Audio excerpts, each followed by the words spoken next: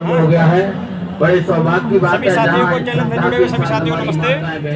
देखिए मैं आज को आपको एक बहुत उत्तम दृश्य अवलोकन करा रहा हूँ। मैं इस समय आत्मा सम्मेलन एक वैदिक जीवन शैली शाला में खड़ा हूँ। प्यार के साथ आ रहे इसमें हैं देखिए हमारे आर्य केंद्रीय सभा के गर्भावस्था से लेकर के रली साहब, वो भी हमारे बीच में आए हैं। माताओं की तैयारी कैसे की जाती है उत्तम संतान प्राप्त करने के लिए, तत्पश्चात गर्भाधान के साथ साथ में गर्भावस्था में बच्चों को कैसे पाला जाए, कैसे उत्तम संस्कार दिए जाए, ये सारी विद्या यहाँ से दी जाती है। आप उत्तम संतान छोटी माता से भी विशाल संतान ले सकते हैं, लंबी संतान ले सकते हैं, काली माता से भी गोली चिट्टी संतान ले सकते हो और छोटी माता से भी लंबी हड्डी की संतान प्राप्त कर सकते हैं। आप मनचाही संतान प्राप्त करने के लिए ये वैदिक जीवन शैली संस्कार शाला जो है आपको प्रेरित करती है, आपको संस्कार देती है। इसमें संस्कार के लिए जातकर्म संस्कार है, शिशु के जन्म के समय, इससे पूर्व गर्भाधान संस्कार, नामकरण संस्कार, निष्क्रमण संस्कार, अन्नप्राशन संस्कार, चूर्णाकर्म संस्कार, कर्णभेद संस्कार, इस प्रकार के 15 संस्कार होते हैं। 16वीं अंत्येष्टि होती है और निर्माण 13वें संस्कार विवाह संस्कार तक विशेष किया जाता है मानव का। तो देखिए मैं दिखा रहा हूँ जन्म के पश्चात माता किस तरीके से बच्चे को संस्कार दे रही है, ये आपको वेद बताएगा, संस्कार विधि बताएगी। तत्पश्चात गृहस्थी में रह करके बच्चे को गोद में लेकर के यज्ञ करना, दैनिक यज्ञ करना, संध्या करना।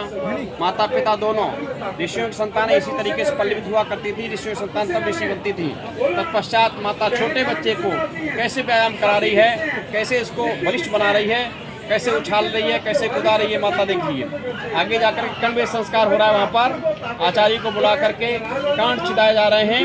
ये कर्णवेद संस्कार हमारे मस्तिष्क को प्रबल बनाने की क्रिया थी, इससे हमारा मस्तिष्क प्रबल बनता था, मस्तिष्क निर्विकार रहता था, निरोग रहता था, बालक की क्रिया है। क्योंकि कान में बहुत सारे शरीर के पॉइंट्स होते हैं जिनको छूने से, स्पर्श करने से हम निरोगी बनते हैं। साथ में जब बड़ा बच्चा हो जाता है तो माता पिता स्वयं इसकी उपासना करते हैं, अपने बच्चे को भी जोड़ते हैं।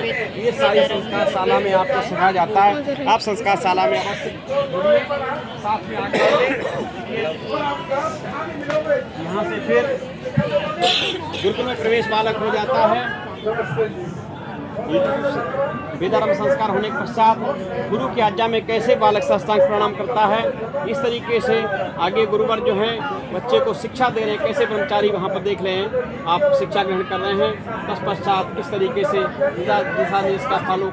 यह धनुष विद्या जो प्राचीन धनुष विद्या थी, उसको अर्जुन आदि ने धनुष विद्या ग्रहण करके, एकलव्य आदि ने ग्रहण करके और विश्व में अपना नाम कमाया। उस पर विद्या भी, धनुष विद्या भी दी जाती है। इसके लिए विशेष आप बच्चे को अगर प्रदान करना चाहते हैं तो आप वह प्रभात आश्रम में भेजिए अपने बच्चे को पढ़ने के लिए। वहाँ पर आपको ये वैदिक विद्या भी दी जाती है, धनुष विद्या भी दी जाती है, जो प्राचीन विद्याएँ थी वो सारी आगे। और आइए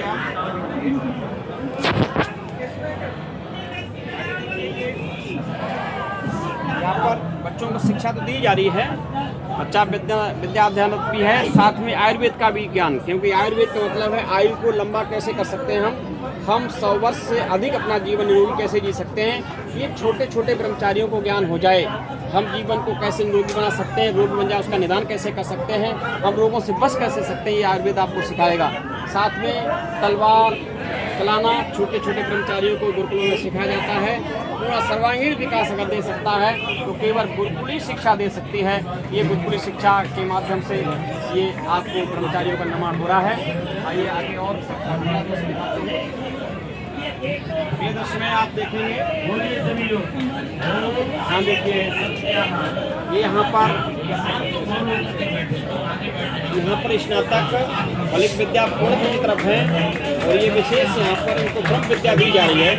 ब्रह्म विद्या का पूरा अध्ययन करा करके, प्रयोग करा करके, प्रैक्टिकलात्मक करा करके उनको ब्रह्म सिद्ध कराने की यहाँ पर शिक्षा पूर्ण हो जाती है। ब्रह्म सिद्ध शिक्षा पूरी हो जाने के पश्चात यहाँ से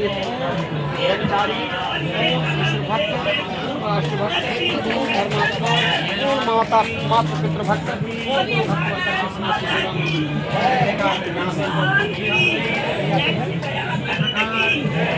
आगे आइए। यहाँ पर भी इसी प्रकार से बहुत सारे अलग अलग स्तर के ब्रह्मचारियों को शिक्षित होने के पश्चात आचार्य प्राचार्य शास्त्री बनने के पश्चात इनको अलग अलग तरीके से, कोई इतिहास की तरफ जा रहा है, विशेषज्ञ बन रहा है, कोई विज्ञान का विशेषज्ञ बन रहा है, कोई आयुर्वेद का विशेषज्ञ बन रहा है, कोई धर्म सुंदर शब्दों में कीर्तन कराया।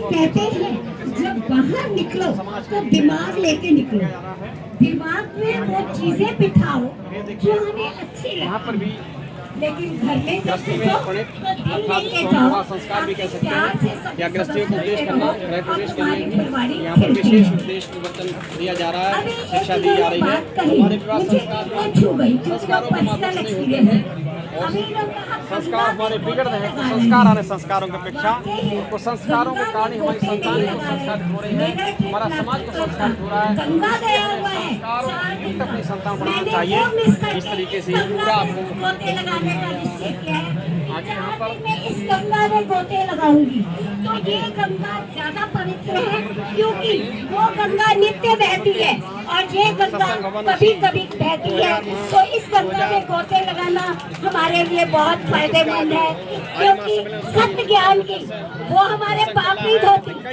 गंगा हमारे पाप नहीं धोती।